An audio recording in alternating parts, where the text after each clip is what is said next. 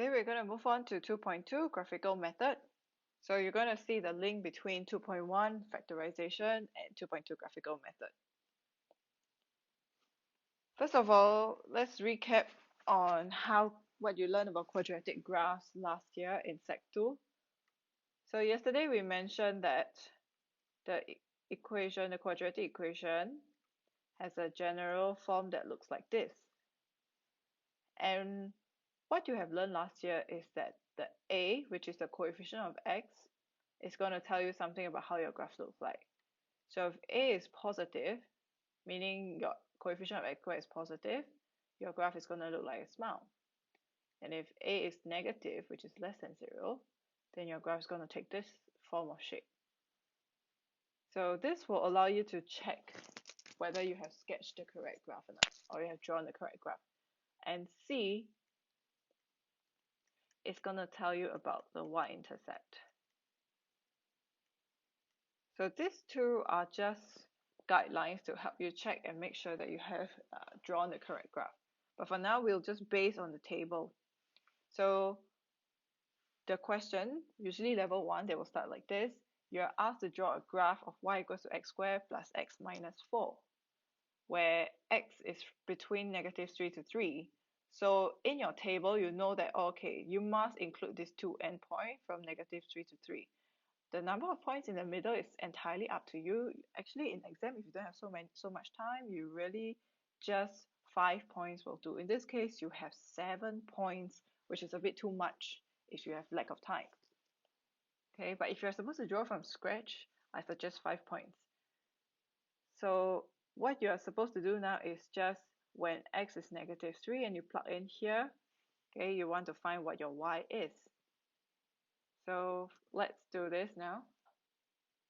Okay, and when x is 3, y will be 8. So these are the points that you plot.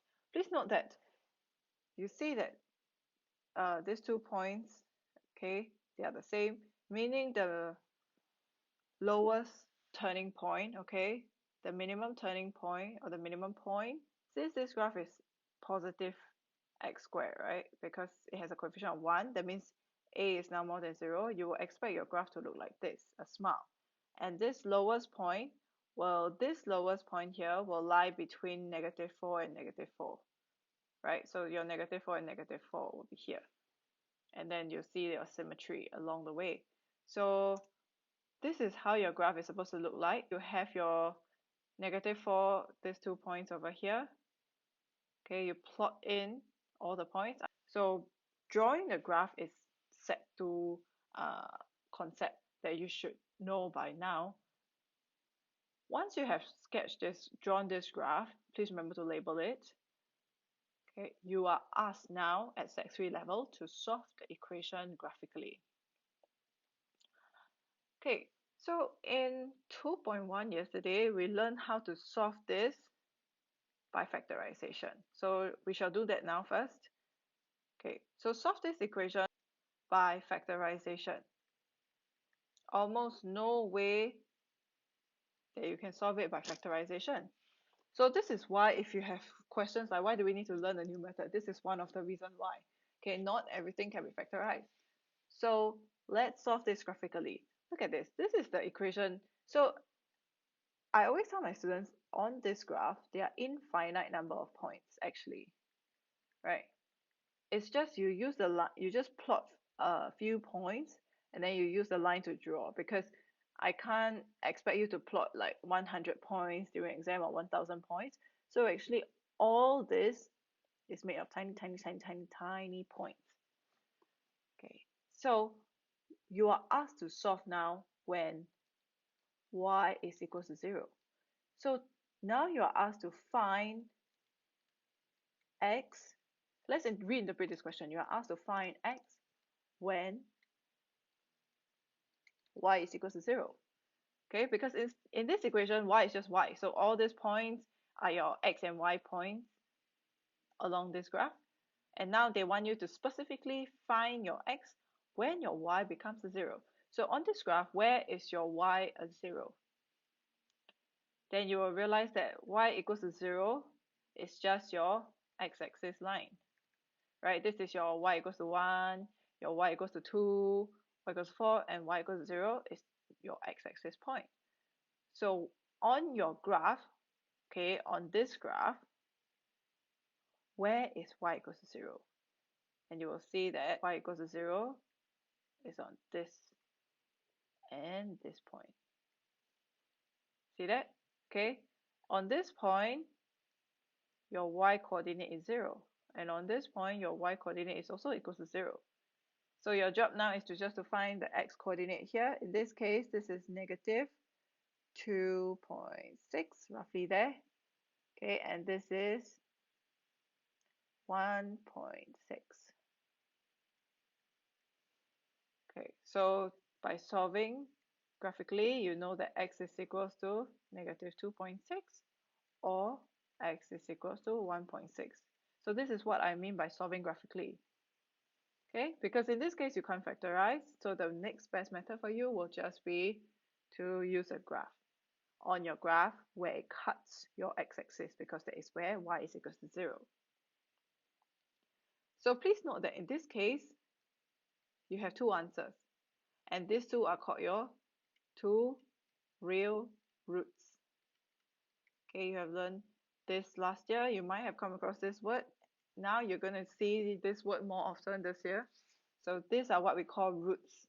Two real roots or two real solutions. Okay, they are solutions to this equation here, solving. So once you plug in this x, yeah, it's going to return you y equals to 0. So that's why these two are your solutions to this equation. Now I pull up what we have gone through yesterday in this video. We have learned how to solve this equation yesterday by doing factorization. So now I want to show you how we can do this by graphical method. So we focus on this. You are given this equation.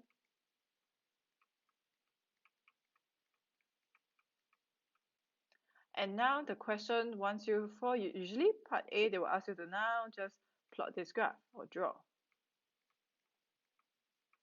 I'm just going to do a agar-agar plot.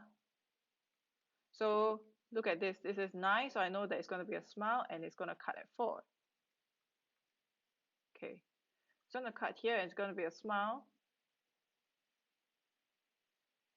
Okay, so if you plot it correctly, then you're going to get this. This is your graph.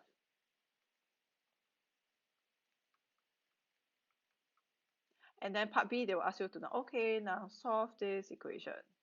9x squared minus 12x plus 4 equal to 0. So that means now they replace your y to a 0. So in your graph, you're just going to see what is x, meaning you have to interpret what is x when y equals to 0. So on your graph, there's only one point where y equals 0, which is this point here. Okay, where your y coordinate is at 0. So what is the x value here? You just have to read off your graph paper, which has all the grids, but I can tell you that it's going to be 2/3. Why? Because we already solved it here. So these two results should always agree with each other. And in this case, this is slightly different from this, because in this case, we cut the x-axis at 2 points. So there are two real roots, two x solutions. And here there's only one. Why? Because you see that, look at this. For this one, I can get x equals to 2/3. And for this bracket, I also get x equals to 2/3. So what does this mean? It means that this is now what we call a repeated root. Okay? So repeated roots. Although technically there's only one solution, right, which is x equals to 2/3, but it's called two repeated roots, where the graph only touches the x-axis once. X-axis once.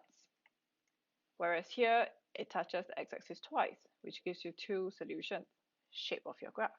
Whether is it a smile or a frown, just find what is the coefficient of x squared, which in this case 5x times 2x. I'm going to get 10x squared. I know there's a smile. And second, you need to know what is your y-intercept. So you will know your y-intercept when you multiply this 3 to negative 9. You get negative 27 because y-intercept is your c, which is your constant in the equation. And then the third thing will be your roots, whether there is roots or whether there's no roots. Alright, so in this case there are two real roots here, which your calculator might be able to give you if you plug in the value of your how your quadratic equation looks like. So let me summarize. So far we have seen two cases. So if your graph looks like this, or it looks like this, you see that it will touches the x-axis twice. So in this case, you have two values of x that are different. So I have two distinct real roots. Okay, so this is case number one. The second case will be when your graph looks like this.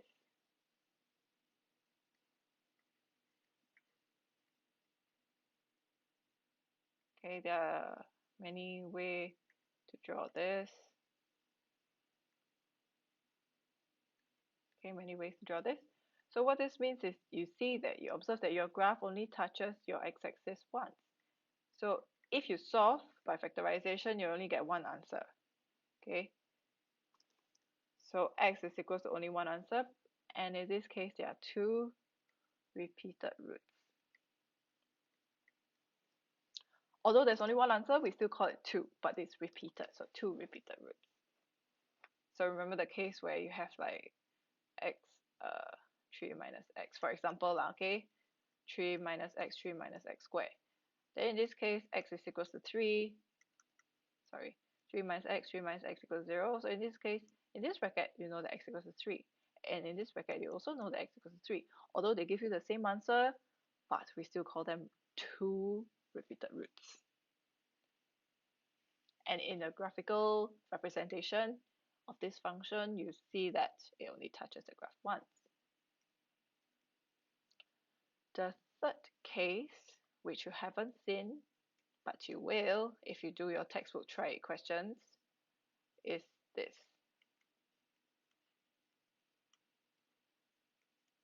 Where your graph will, after you sketch, look something like that.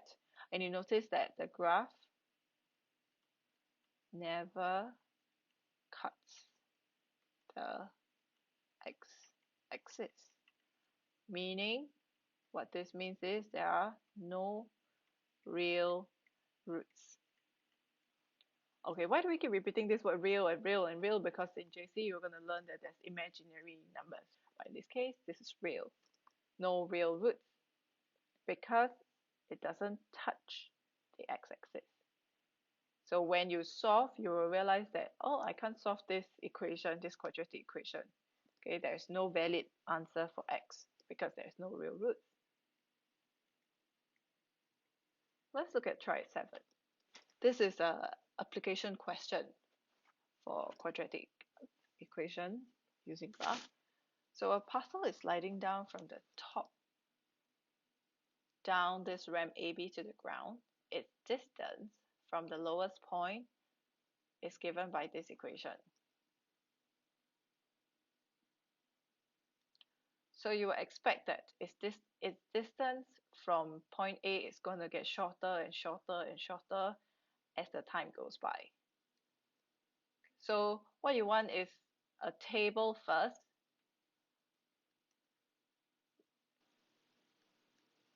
What they want, they already given you what they want. They say that they want t between 0 and 3. So I know that this two sides is going to be 0, 3. I can put 1, 2. If for some of you, if you want to be safe, of course you can put 1.5. That means, you know, at 1.5 seconds, where is the distance of your parcel from A? So time equals to 0, meaning before I let it slide, okay, before I start timing, how far is my parcel from A? So my parcel will be here, right? And then where would your parcel be? You just sub in t equals 0, and you're going to get y equals 15. So if you know how to interpret this, what this means is at time equals 0, before I start timing, okay, the box or this parcel is 15 meter from A. And then after that, okay, at the next second, 1 second later, it's going to start sliding down, right? So when t equals to 1, what is your value? When t equals to 2, what is your value? When t equals to 3, what is your value? So once you get your value and you do your plot, you're going to get something like this. So we got the first point correct, right? When t equals 0, y equals 15, we start here. And then you will go all the way. Now, when t equals to 3, this is the interesting part, you get a negative value. So you're going to get negative 6. So at this point, when t is 3, your y is negative 6. So because we use this as reference point, it doesn't mean that your box went underground. It just means that over here is all the positive, right? So after it crosses this reference point, your parcel end up here, which is 6 meters away from A to its left. So let's move on to part B. Use your graph to find the distance between A and B on your graph. So A and B has a distance of 15 meter, right? So this is the distance because we have already mentioned here at t equals to 0, the box is 15 meter from A and the box is at B. So that is the distance.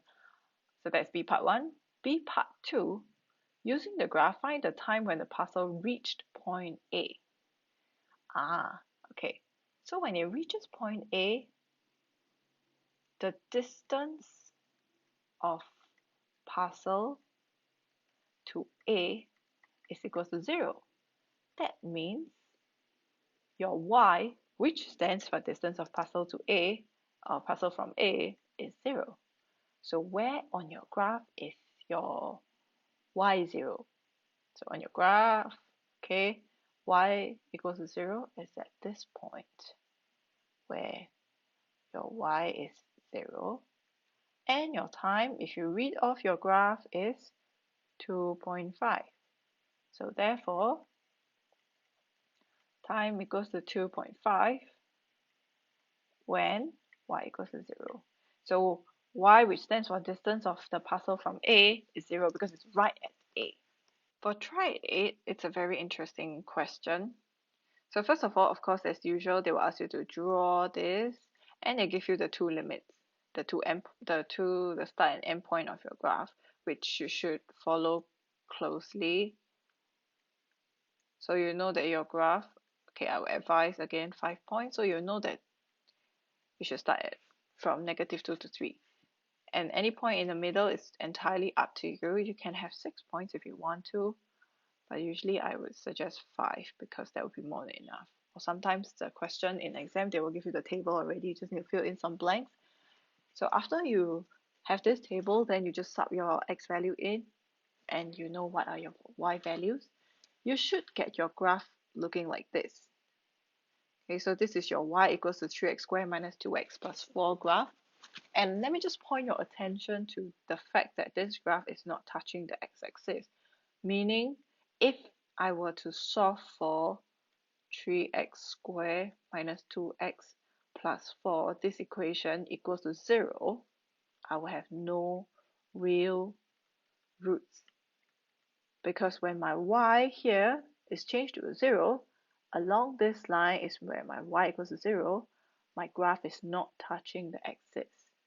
So there will be no real roots. This equation has no solutions. It can't be solved. So for what's interesting about this question is, rather than asking you to solve when it's equals to 0, they will ask you to solve when it's equals to 12. You see that? So what you have sketched here, your graph, is this. Plus 4 equals to y. This is the graph that you sketched. And if you just do a direct comparison, you see that my y has been changed to 12. So solve for x or find x when y is equals to 12.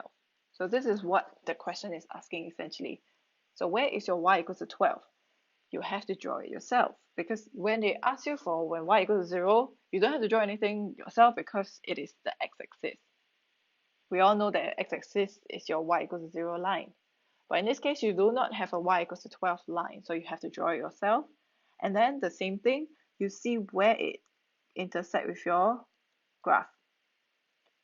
Because where it intersects with your graph is where the y equals to 12. That is what you want. You want when your y equals to 12. Now your job is to find what these x values are.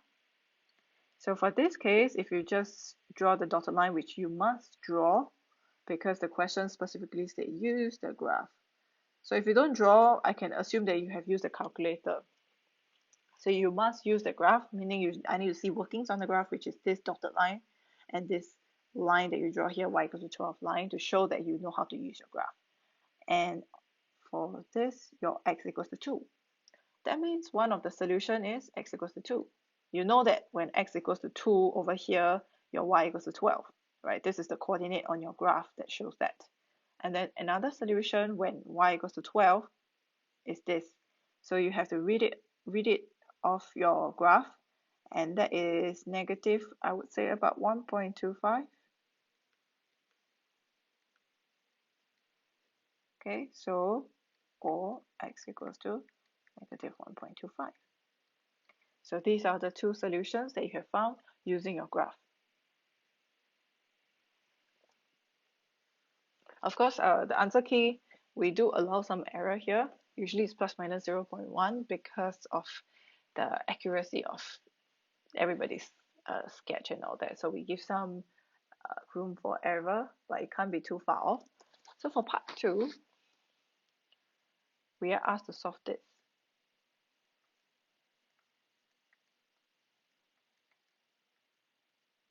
Let's compare it to the original equation.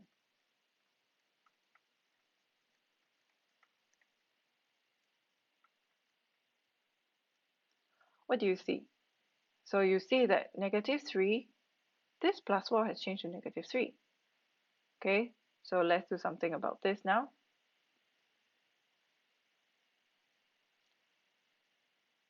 So from this, let's change it to 3x squared. I want to make it look like the original equation because that is what I have drawn. Well, that is what I have sketched here. So I want to make it into plus 4. What am I supposed to do? So I would have added a. So in order to change from a minus 3 to a plus 4, I would need to add a 7, right? So if I add 7 here, I need to add 7 here. So I've added 7 to both sides of my equation. So what I have is this. If I can totally reverse this, because if I minus 7 on both sides, I minus away this 7 and I minus away this 7, I will still get back my original equation. So these two equations are essentially the same equation. It's just they look different because I added a 7 on both sides. So now I can compare it to the original equation now. Let's compare. This side remains the same, and my y has been changed to a 7. So with my y changing into a 7, I just need to draw this line of y equals to 7. Okay, and then mark out this 2 points, and there you have it.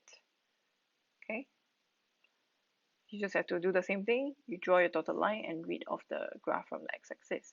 Part 3 is slightly trickier. 2x plus 4 equals to y. So your y is now x plus 6. So where is my y equals to x plus 6 graph? that is where you have to go back to your Sec 1 work, where you have learned how to draw a linear graph. So you draw y equals to x plus 6.